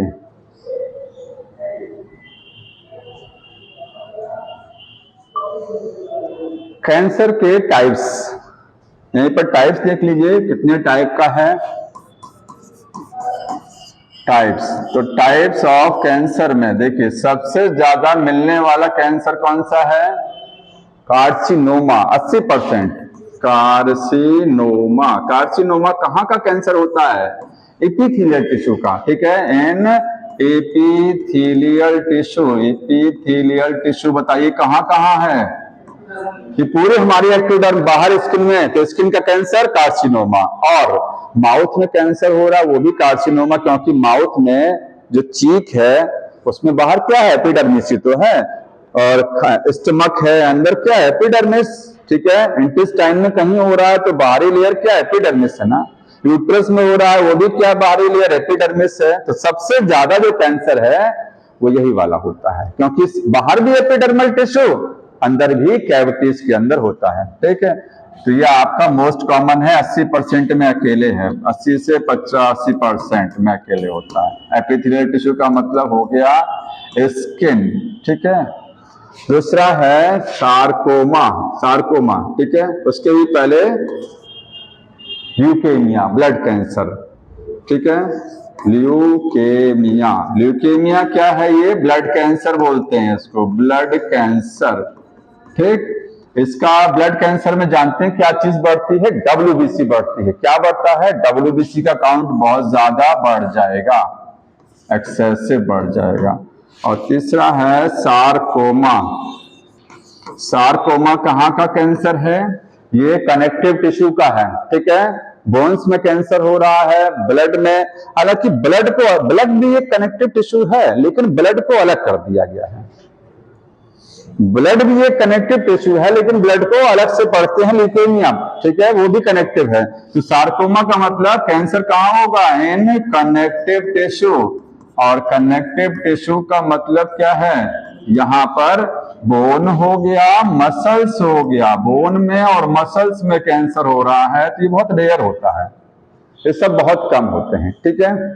ये सार्कोमा हो गया। तो 3 टाइप का आपका कैंसर हो गया। कैसे कैंसर के कॉज हो गया, हाँ, एडिपोज टिश्यू क्या है बताइए, कनेक्टिव ही तो है। अगर कहें एडिपोज टिश्यू में हो रहा है तो यही तो है एडिपोज टिश्यू ना, कनेक्टिव में तो आता है, समझ में आया, इसी में आएगा, सार्कोमा है वो। कैंसर को कैसे डिटेक्ट करेंगे, कैसे पता लगाएंगे और कैसे उसका डायग्नोसिस करेंगे, जांच कैसे करेंगे, ठीक है, डिटेक्शन एंड डायग्नोसिस। तो देखिए अगला है डिटेक्शन एंड डायग्नोसिस, कैंसर का पता लगाना और इसकी जांच करना, ठीक। तो पहला जो मेथड है वो क्या है, biopsy and histopathological study, biopsy and pathological study, दोनों में डिफरेंस है। देखिए बायोप्सी में क्या करते हैं, बायोप्सी का मतलब जिस हिस्से में डाउट हो रहा है, सस्पेक्ट हो रहा है, उस हिस्से की सेल को निकाल लेते हैं। कैसे निकालते हैं सेल, सेल कैसे निकालते हैं बताएंगे कोई, यूट्रस में कैंसर हो रहा है, डाउट लग रहा है यूट्रस में कैंसर हो सकता है, सर्विक्स में है, तो कैसे वहां की सेल निकालेंगे?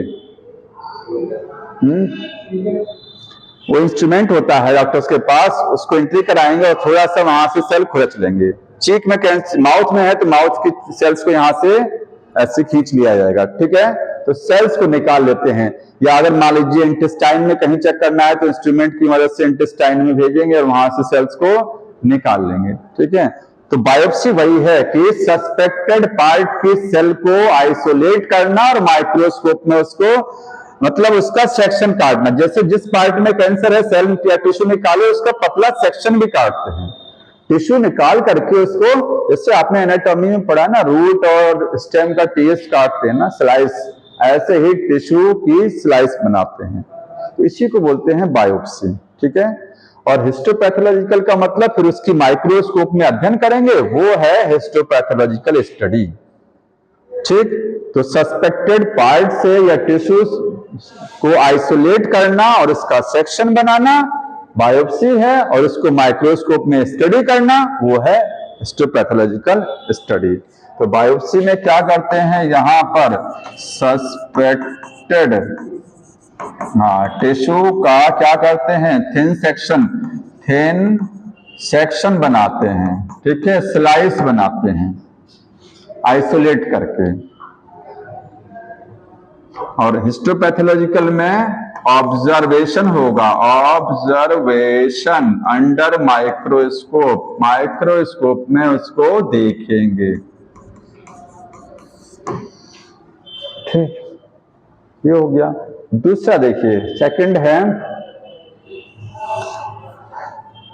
ब्लड कैंसर का पता लगाने के लिए आपको बताया मैंने टी लिम्फोसाइट के WBC के काउंट देख लेते हैं, ठीक है। तो वो बुक में लिखा नहीं है, लेकिन आप जाने रखिए कि ब्लड कैंसर में उसमें कोई स्लाइस नहीं काटेंगे, क्योंकि सेल्स है, टोटल लिक्विड पार्ट है ब्लड, ठीक है। उसको क्या करेंगे, काउंट देख लेंगे, WBC का काउंट कम तो नहीं हो गया है, ठीक है।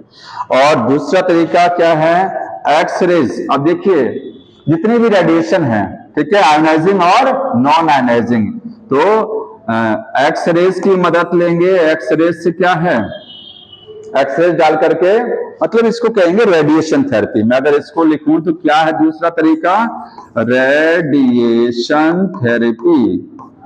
रेडिएशन से किससे, रेडिएशन से जो है कैंसर का पता लगाना। और रेडिएशन में वही है, एक्सरेज है और गामा रेज है और यूवी रेज है, ठीक है। एक बुक में लिखा है कंप्यूटेड टोमोग्राफी, कंप्यूटर टोमोग्राफी, उसमें क्या यूज करते हैं, एक्सरेज यूज करते हैं, ध्यान रखिएगा, ठीक है। तो लिखेंगे इन कंप्यूटेड टोमोग्राफी, सीटी स्कैन जो है, टोमोग्राफी में क्या यूज करते हैं, एक्सरेज यूज करते हैं और 3D इमेज आती है, समझ में आया। और एक है MRI।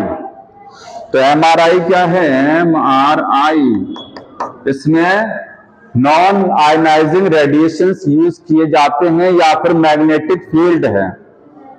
ज्यादातर तो मैग्नेटिक फील्ड में मशीन में डालेंगे शरीर को, मैग्नेटिक फील्ड रहेगा, उसकी में वो क्या है, पिक्चर ले लेगा, 3D पिक्चर। और या तो यूवी रेज जो होती हैं, नॉन आयनाइजिंग जो रेडिएशंस होते हैं, उनको यूज करेंगे, ठीक है। तो MRI में मैग्नेटिक फील्ड यूज करते हैं, मैग्नेटिक फील्ड, या फिर नॉन आयोनाइजिंग रेडिएशन यूज किया जाएगा। सबसे बढ़िया तरीका कौन सा है, MRI सबसे अच्छा होता है, एक्सरेज नुकसान कर सकती हैं, मैग्नेटिक फील्ड से नुकसान नहीं होगा कोई, ठीक है। सबसे सेफ और सबसे बढ़िया पिक्चर भी आएगी, समझ में आया। हो सकता है बायोप्सी से आपको क्लियर ना देखे, बायोप्सी तो माइक्रोस्कोप में देखते हैं, इतना क्लियर कट नहीं समझ में आएगा, ठीक। ये बढ़िया तरीका है रेडिएशन थेरेपी। और क्या तरीका है, और तीसरा देखिए monoclonal antibody, by using monoclonal antibody. Cancer में एंटीबॉडी नहीं बनती है, ध्यान रखिए। कैंसर जिसको होता है उसके शरीर में एंटीबॉडी नहीं बनती, लेकिन कुछ केसेस में एंटीबॉडी बन जाती है। तो एक ये भी तरीका है कि एंटीबॉडी का टेस्ट करना कि ब्लड में एंटीबॉडी कैंसर वाली है कि नहीं है। ठीक है, उनको डिटेक्ट कर लेते हैं, अगर हैं तो वो कैंसर हो सकता है, मोनोक्लोनल एंटीबॉडीज। और कोई तरीका?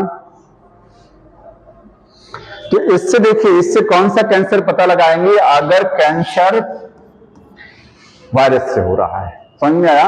एक लाइन पढ़िए, लिखा सबसे लास्ट में, antibodies against cancer specific antigens are also used for detection of certain cancer.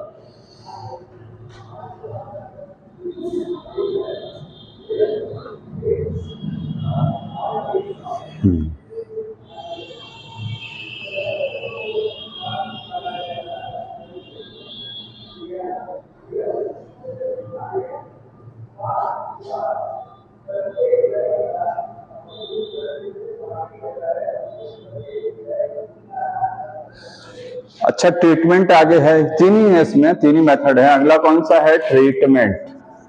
तो ट्रीटमेंट कैसे करेंगे?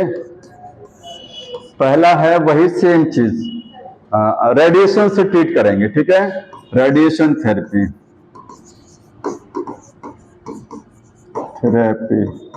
Radiation, X rays, gamma rays, सारी रेज डाल करके कैंसर को ठीक करेंगे, ठीक है, लेकिन बड़ा प्रिकॉशन लेना पड़ेगा, नॉर्मल सेल को नुकसान ना होने पाए, ठीक है। दूसरा तरीका इसका क्या है? इम्यूनोथेरेपी। इम्यूनोथेरेपी सेकंड है इम्यूनोथेरेपी। इम्यूनोथेरेपी में क्या है? इंटरफेरेंस, अल्फा इंटरफेरेंस की मदद लेंगे, क्योंकि वायरस को मारने के लिए क्या चीज जरूरी है? इंटरफेरेंस, ठीक है, एंटीवायरल प्रोटीन। तो अल्फा इंटरफेरेंस का यूज किया जाएगा, बाय अल्फा इंटरफेरेंस। और बताएंगे तीसरा है कीमोथेरेपी। तो कीमोथेरेपी तो ज्यादातर यही यूज किया जाता है, ठीक है, कीमोथेरेपी। कीमोथेरेपी में क्या है? कुछ ड्रग्स दी जाती हैं, कुछ दवा दी जाती हैं जो कैंसर की सेल को ठीक करती हैं, लेकिन नुकसान क्या होता है? हेयर फॉल होता है, ठीक है, समझ में आया? शरीर से हेयर धीरे धीरे गिरने लगते हैं, ठीक, शरीर वीक हो जाता है, कमजोर हो जाता है कीमो में। हाँ, यही तो ड्रग्स है। कीमोथेरेपी का मतलब केमिकल से ट्रीट करना, और केमिकल क्या है? ड्रग्स हैं। तो बाई ड्रग्स या मेडिसिन से केमिकल को इसको ठीक कर रहे हैं। कीमो कहते हैं ना, कीमो चढ़वा रहे हैं, तो चढ़वाते नहीं है, वो क्या है? वो उसका ट्रीटमेंट, ड्रग का ट्रीटमेंट दिया जाता है, चाहे जिस रूप में दिया जाए, चाहे इंजेक्शन के रूप में, चाहे ओरली। तो इसका ड्रॉबैक लिखा हुआ है, हेयर लॉस होगा और एनीमिया। मैंने आपको बताया शरीर में कमजोरी आएगी और हेयर लॉस, तो लिखेंगे इससे हेयर लॉस होगा और एनीमिया। एनीमिया से क्या आएगा? वीकनेस हो जाती है शरीर में, ठीक है। एक लास्ट को अंडरलाइन कर लीजिएगा कि ज्यादातर कैंसर कैसे ठीक किया जाता है? तीनों का कॉम्बिनेशन, ये भी करेंगे, ये भी करेंगे, ये भी करेंगे। क्या पहले यूज किया जाएगा? कोई वो नहीं है। हो सकता है पहले कीमो कर लें, बाद में इम्यूनो से कर लें, बाद में से, मतलब पूरा सारा जोड़ लगा दिया जाता है, ठीक है। तो ये एडवांस तरीका है, उसमें सारी थेरेपी यूज की जाती हैं, एक साथ यूज की जाएंगी, एक के बाद एक यूज की जाएंगी, तो सारे तरीके लिखा गया है। Most cancers are treated by combination of surgery. एक तरीका तो छूट गया, चौथा तरीका क्या है? सर्जरी है। सर्जरी से कैसे ठीक करेंगे? बेनिग्न ट्यूमर को ठीक किया जाएगा, ठीक है। तो ज्यादातर क्या करते हैं? सारी थेरेपीज को यूज कर लेते हैं। वो लाइन को अंडरलाइन कर लीजिएगा, ठीक है।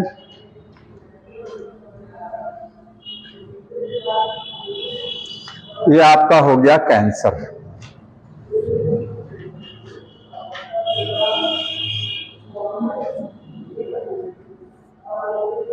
अब देखिए, अब थोड़ा सा मैं आपको क्वेश्चन पे बढ़ जाऊं, क्योंकि टॉपिक तो आगे ड्रग एंड अल्कोहल एब्यूज वाला है। सोच रहा था पूरा टॉपिक एक ही बार में वो खत्म हो जाए तो ज्यादा सही है, ठीक है। अगली बार वो पूरा खत्म करेंगे एक साथ। हाँ, एग्जाम्पलर कर लीजिए। नहीं, एग्जाम्पलर एनसीईआरटी वाला है सब उसमें। आप ध्यान रखिए, एग्जैक्ट एनसीईआरटी से क्वेश्चन सब मिलेंगे, कोई हट के नहीं मिलेगा, आप वो कर लीजिए। तो लेवल कहाँ गया इसमें? आ जाओ भाई, ये वाला लीजिए। जो हमने नहीं पढ़ा है उसको आप छोड़ेंगे अभी, ठीक है, उसको नहीं करिएगा। आगे 3 पेज में ना यही नहीं वही है कि कोई, हाँ ठीक है आ गया, बताएंगे, ये तो हो जाएगा, ये फिनिश हो गया। विच of the following not a causal organism for ringworm, ringworm का नहीं है, ठीक है, बता देंगे रिंगवॉर्म किससे नहीं होता है। माइक्रोस्पोरम, ट्राइकोफाइटम, मैक्रोस्पोरम, देखिए कितना माइन्यूट चेंज किया है, माइक्रो और मैक्रो है ये अभी गलत। अगर मान लीजिए ये नहीं होता तो मैक्रो पे जल्दी से ठीक हो जाता है। A person sickle cell anaemia, बताइए सिकल सेल एनीमिया का पर्सन है उसको क्या नहीं होगा। एक बीमारी नहीं होती, एक समस्या से बचा रहता, मलेरिया नहीं होता उसको, क्योंकि आरबीसी सिकल शेप हो जाती हैं। और मलेरिया किसको, मलेरिया जो है प्लाज्मोडियम लिवर सेल को तोड़ेगा और आरबीसी, तो आरबीसी को तो पहले से शेप क्या है, बिगड़ा हुआ है, तो आरबीसी में पैथोजन प्लाज्मोडियम सर्वाइव नहीं कर पाता है क्योंकि उसका एरिया ही कम हो जाता है, ठीक है। तो इसीलिए सिकल सेल एनीमिया में लिखा है less prone to malaria, less prone to malaria, malaria के लिए लेस रिस्की है, ठीक है, हाईली रिस्की नहीं है, समझ में आया, इनको नहीं होगा मलेरिया। तो खत्म क्या है। अच्छा ये फर्स्ट वाले पे नहीं गए थे हम लोग, थर्ड पे सीधे आगे थे क्या, फर्स्ट पर आ जाइए। चलिए हेल्थ का डेफिनेशन पता है ये आपको, health is a state of body and mind, and line लिखी है बुक में, ऐसी कंडीशन जिसमें दिमाग और शरीर बड़ा बैलेंस रहता है उसी को हेल्थ बोलते हैं। Health is reflection of A smiling face, सही है लेकिन पूरा सही नहीं है, एक आपको सेलेक्ट करना मोस्ट एक्यूरेट। अगर स्माइलिंग फेस है तो हेल्थ नहीं, बेकार है। Health is a state of, ये तीसरा, ठीक है, ये वाला।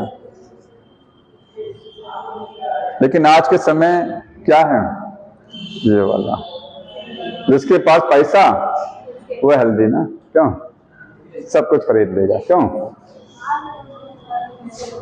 The organism which cause disease in the plant and animal, बताइए प्लांट एनिमल में किससे डिजीज होती है, पैथोजन से, वेक्टर से, इंसेक्ट से, वॉर्म से। Which cause disease in plants and pathogen से, ठीक है, वेक्टर तो वाहक होते हैं केवल, ठीक है। Clinical test for diagnosis of typhoid, ELISA हो गया, इलाइजा नहीं सॉरी, वाइडल टेस्ट, इलाइजा उसके लिए नहीं, HIV एड्स का वो, ये बताएंगे। आपको बताना है इसमें इन्फेक्शियस और non infectious disease broadly group into the in the list. अच्छा इसमें इन्फेक्शियस डिजीज बतानी है आपको कौन सी है, चारों में से कौन सी इन्फेक्शियस है, तो बताएंगे। कैंसर इन्फेक्शियस नहीं है, एलर्जी इन्फेक्शियस है कि नहीं है, एलर्जी, एलर्जी जिसको हो गया। इन्फ्लुएंजा, स्मॉल पॉक्स, तो आपका सेकंड और फोर्थ कहां गया, ये एलर्जी ट्रांसमिट नहीं होती है ना, ठीक है, जिसको होगा उसी को होगा एलर्जी, तो इन्फेक्शियस नहीं है।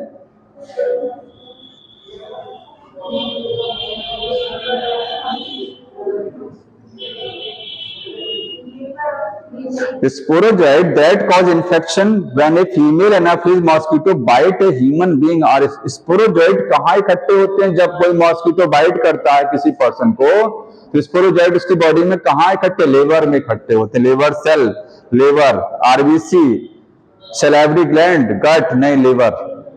आरबीसी में तो बाद में जाते हैं ना, पहले तो लिवर में अपना लाइफ साइकिल चलाते हैं ना, ज्यादा समय कहां बिताते हैं लिवर में, वो आरबीसी में तो केवल तोड़ने जाते हैं, आरबीसी को, आरबीसी में पहुंचे उसको ब्लास्ट कर दिया तुरंत, लिवर भी ब्लास्ट होता है, लेकिन पहली लाइफ साइकिल कहां चलती है, लिवर में, ठीक है। और दूसरी चीज ऐसे भी आप समझिए, स्पोरोजॉइट लिखा है ये, जब वो आरबीसी में जाएगा तो उसका नाम बदल जाएगा, फिर वो स्पोरोजॉइट नहीं रहता है, माइक्रोमेटा क्रिप्टोमीरेजॉइटिस नाम हो जाता है, नाम बहुत बड़ा है उसका, ठीक है, स्पोरोजॉइट नहीं बोलेंगे फिर इसको, इसलिए ये आंसर है। चिकनगुनिया डिजीज किससे फैलती है, कौन सा मॉस्किटो, एडीज मॉस्किटो, और क्यूलेक्स से क्या होता है, एलिफेंटियासिस, ठीक है, समझ में आया। Many disease can be diagnosed by the symptom, बहुत सारी डिजीज को हम सिम्टम से पता लगा ले सकते हैं, सिम्टम देख करके डिजीज पता लग जाती हैं। Which group of symptom are indicative of pneumonia, का सिम्टम कौन सा है इसमें से, तो निमोनिया बता सकते हैं आप कौन सा है, ठीक है। रेस्पिरेशन फीवर चाहिए, ये हो गया। नेजल कंजेशन, थ्रोट निमोनिया में लोअर रेस्पिरेटरी ट्रैक्ट इन्फेक्ट होता है, कौन सा वाला, लोअर, ठीक है। तो high fever, weakness, stomach pain नहीं। नेजल कंजेशन, ये तो अपर वाले की बात, ये तो आपको कॉमन कोल्ड की बात कर रहा है। नेजल कंजेशन कॉमन कोल्ड में होता है, नाक जाम वगैरह, ठीक है। डिस्चार्ज कफ, शोर थ्रोट नहीं। यहां से क्लू लगाइए कि ये निमोनिया में लंग्स अफेक्टेड होती है मेनली। आपके रेस्पिरेटरी ट्रैक्ट का ऊपर वाला हिस्सा, नोज है, थ्रोट है, ये नहीं, ये तो कॉमन कोल्ड का सिम्टम आ गया, upper respiratory tract. Constipation, abdominal pain, सब ये है लास्ट। समझ में आया। सांस लेने में समस्या होगी, क्यों, क्योंकि लंग्स में फ्लूइड एक्यूमुलेट हो जाएगा। जीन्स कॉजिंग कैंसर को क्या बोलते हैं, ऑन्कोजीन्स, ठीक है, ऑन्कोजीन्स। मैलिग्नेंट ट्यूमर में सेल प्रोलिफरेट, प्रोलिफरेट का मतलब क्या होता है, जो मैलिग्नेंट ट्यूमर जो फैलता है उसमें सेल्स प्रोलिफरेट होती हैं। प्रोलिफरेट का मतलब, प्रोलिफरेशन नहीं जानते हैं, किसी भी चीज का वृद्धि होना, एक्सेसिव ग्रोथ होना, वो है प्रोलिफरेशन, कोई भी चीज का बढ़ना, ठीक है। तो बताइए, जब मैलिग्नेंट ट्यूमर होता है तो उस ट्यूमर में सेल्स एक जगह से दूसरी जगह, दूसरे से तीसरी जगह पूरा फैलती रहती है ना, बहुत ज्यादा मल्टीप्लाई करती हैं, ग्रोथ करती हैं, तो प्रोलिफरेट करती हैं। ग्रो रैपिडली, तेजी से ग्रो करती हैं, move to the other part भी जाती हैं। This stage is called the metastasis. ये मेटाजेनेसिस अलग चीज है, ये आप पढ़ेंगे सिलेंटेटा फाइलम में, वहां मेटाजेनेसिस है, ठीक है। अल्टरनेशन ऑफ जनरेशन जो होता है, पॉलिप और मेडुसा स्टेज जब अल्टरनेट करती है, metagenesis. When apparently healthy person, एक पर्सन है जो अपरेंटली का मतलब देखने में हेल्दी है, अपरेंटली का मतलब अपीयर हो रहा, देखने में हेल्दी है, वो डायग्नोस किया गया, उसकी जांच की गई एज अनहेल्दी, पता लगा वो अनहेल्दी है। जब जांच में पकड़ा गया कि वो स्वस्थ नहीं है, किसने जांच किया, साइकेट्रिस्ट ने, मानसिक डॉक्टर ने जांच किया, तो पता लगा वो स्वस्थ नहीं, देखने में बॉडी बिल्डर लग रहा था। तो मानसिक डॉक्टर ने चेक किया तो बताया हेल्दी नहीं है। द रीजन क्या है, दिमागी रूप से डिस्टर्ब होगा वो। भाई देखने में अच्छे लग रहे हैं तो आप दिमागी रूप से स्वस्थ हैं, तो आपको टेंशन हो, तो स्ट्रेस हो आपको। The patient was not effective at his work, जानते हैं कारण क्या है, स्वस्थ ना होने का कारण क्या है। मनोचिकित्सक ने बताया कि आप स्वस्थ नहीं हैं, तो क्या सोच के उसने बताया, क्या ऐसा जान लिया उस पर्सन ने तो स्वस्थ नहीं है। देखिए, patient was non effective of his work, वो काम बढ़िया तरीके से नहीं कर रहा था, काम करने में आलसी था, सुस्त था वो। आगे पढ़ लेते हैं। The patient was not economically, पैसा नहीं था, ये तो बेकार है। The patient so behaviour and social, ये पेशेंट का बिहेवियर गड़बड़ था, सामाजिक स्तर खराब था, ठीक है। और he does not take interest in sport, कोई मतलब नहीं, आप स्पोर्ट में इंटरेस्ट नहीं ले रहे हैं तो नहीं ले रहे हैं। पेशेंट का बिहेवियर गड़बड़ है, क्योंकि जब मेंटल लेवल ठीक होता है तो व्यवहार भी अच्छा होता है, तभी आप स्वस्थ माने जाएंगे ना, मेंटली भी तो फिट होना चाहिए। तो इसका भी उससे पूछा गया होगा कि आप जो है बताइए अपना डेली रूटीन, तो बताया होगा अपने डेली रूटीन के बारे में, तो पता लगा है कि ये काम करने से मतलब नहीं है, क्योंकि अगर वो बॉडी बिल्डर है तो वो तो काम तो करेगा ही बढ़िया, दिखा ना स्वस्थ देखने में, तो वो काम तो करेगा ही वो, ठीक है। वो काम करने की क्षमता उसमें कम नहीं रहेगी। ये तो गलत आंसर हो गया कि अगर स्वस्थ है तो काम नहीं कर, स्वस्थ है तो काम करेगा, लेकिन अगर मेंटली स्वस्थ नहीं है तो उसका व्यवहार अच्छा नहीं होगा, ठीक है। ये एक पेज हुआ अभी ना, बताइए, एक ही पेज पर पहुंचे। तीसरे में क्वेश्चन कम था मुझे लगता है। Which of the following are the reasons of rheumatoid arthritis का रीजन। रूमेटॉइड आर्थराइटिस क्या है, ऑटो इम्यून डिसऑर्डर है, ठीक है। और हाँ, सेल्फ सेल्स कहाँ गया ये वाला, ठीक है। एक और खोजना, लिम्फोसाइट नहीं, लिम्फोसाइट से कोई मतलब नहीं है। मोर एंटीबॉडी नहीं, एबिलिटी टू पैथोजन, हाँ ये मतलब आपकी बॉडी बाहरी चीज और अपने में अंतर नहीं कर पाती, सब उसको बाहरी ही लगता है। अपनी बॉडी की सेल भी क्या लगती है, पराई लगती है, वो लिखा गया है, ठीक है। AIDS is caused by HIV among the which is not made of, किस तरीके से HIV नहीं फैलता, which is not a mode of transmission. तो सबको पता है ये शेयरिंग शेकिंग हैंड से नहीं फैलता है। स्मैक आगे पढ़ेंगे, ठीक है। सब्सटेंस सेल, कौन सा सब्सटेंस वायरस के इन्फेक्शन के दौरान सेल में बनता है और सेल बाकी सेल को बचा लेता है? इंटरफेरॉन्स, ठीक है। इंटरफेरॉन्स लिखा ना इसमें, साइटोकाइनेंस भी बोलते, साइटोकाइनेंस बोलते हैं उसको, ठीक है, लिखा भी interferon, cytokine barrier. Transplantation of organ to save certain patient, patient को बचाने के लिए ऑर्गन का ट्रांसप्लांटेशन किया जा रहा है, वो फेल हो गया, उसकी बॉडी में जाकर के ऑर्गन काम नहीं कर रहा है, ठीक है, रिजेक्ट कर दिया गया। विच टाइप ऑफ इम्यूनिटी, किसके लिए जिम्मेदार कौन है? कौन रिजेक्ट करवाया? सेल मेडिएटेड, उसमें भी कौन सा? टी सेल वाला, टी सेल से सेल होती है, ठीक है। एक चीज और ध्यान रखिएगा, कैंसर में जो इम्यूनिटी पार्टिसिपेट करती है वो भी सेल मेडिएटेड होती है कैंसर के केस में, क्योंकि सेल मेडिएटेड इम्यूनिटी मैंने बोला था ये दो चीजों के लिए जिम्मेदार है, एक ऑर्गन ट्रांसप्लांटेशन, एक कैंसर के केस में भी लिखाया था मैंने, दिखाया था ना, भूल गए? लिखाया था कि cell mediated immunity responsible in the cancer and organ transplantation rejection, दोनों में वही रिस्पॉन्सिबल है। ग्राफ्ट रिजेक्शन का मतलब जैसे जो बॉडी में ऑर्गन लगाया जा रहा है, वो ऑर्गन, जैसे हमारी बॉडी में कोई ऑर्गन लगाएगा तो हमारी बॉडी उसको रिजेक्ट कर दे, रिजेक्ट करने का मतलब हमारी बॉडी में वो काम नहीं करेगा, ठीक है, समझ में आया, वो काम नहीं करेगा। अच्छा, ग्राफ्ट क्यों बोलते हैं उसको जानते हैं?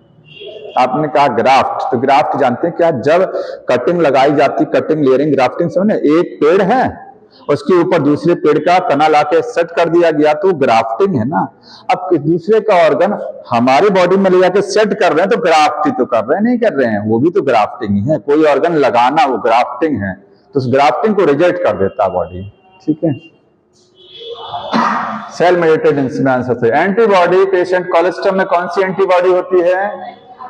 IgA antibody. जी कहां होती है? फीटस, मदर टू फीटस में जाती है, और ये टोबैको में निकोटीन है, ठीक है। एंटीवीनम स्नेक पॉइजन में क्या है?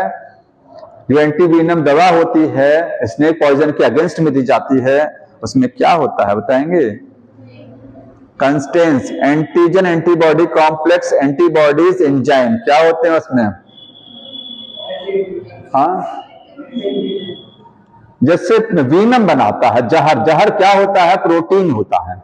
जहर क्या है? स्नेक जो बाइट करता है तो उसके में पॉइजन जो बनता है वो टॉक्सिन है, वो प्रोटीन है, उससे बचाने के लिए एंटीवीनम होता है, ठीक है। तो एंटीजन एंटीबॉडी कॉम्प्लेक्स नहीं, वो एंजाइम है, प्रोटीन है, क्या है वो? प्रोटीन्स होते हैं, जो प्रोटीन्स उसकी अगेंस्ट में दिए जाते हैं। विच of the following not a lymphoid tissue नहीं है? स्प्लीन भी है, टॉन्सिल्स भी है, पेनक्रियाज और थाइमस। तो थाइमस तो लिम्फोइड आता है, ठीक है, पेनक्रियाज नहीं है। आ जाइए फिर से, इसमें एंजाइम्स कौन सा दिया है? अच्छा, एंटीबॉडी हो सकता है, वो उसको वीनम को मारने के लिए एंटीबॉडी होगी, हो सकता है। जैसे हमने कहा प्रोटीन है तो प्रोटीन, एंटीबॉडी भी प्रोटीन होता है ना, वो तो ये भी प्रोटीन है, लेकिन ये कोई बात नहीं, एंटीबॉडी है, ठीक है। आगे देखेंगे इसमें कौन सा है? पेनक्रियाज। पेनक्रियाज आपका लिम्फोइड ऑर्गन नहीं है, ठीक है। फिनिश हो गया हमको लगता है यहाँ पर।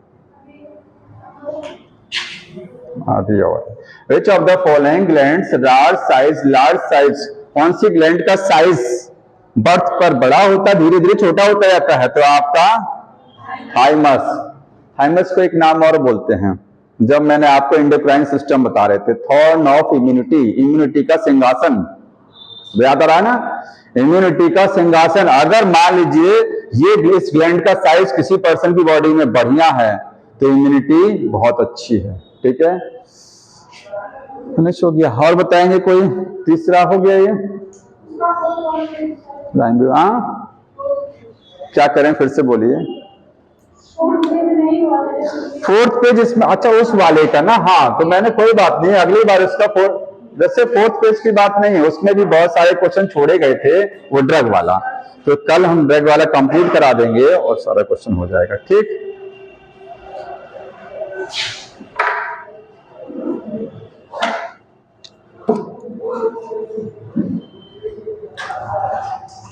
कुछ बच्चे रेगुलर नहीं आते हैं, देखिए एक दिन आएंगे एक दिन गायब रहेंगे। क्यों? मैं तुम्हारे जोड़ीदार की बात कर रहा हूँ, कहाँ गए वो? आज नहीं, देखिए एक दिन आएगी एक दिन गायब।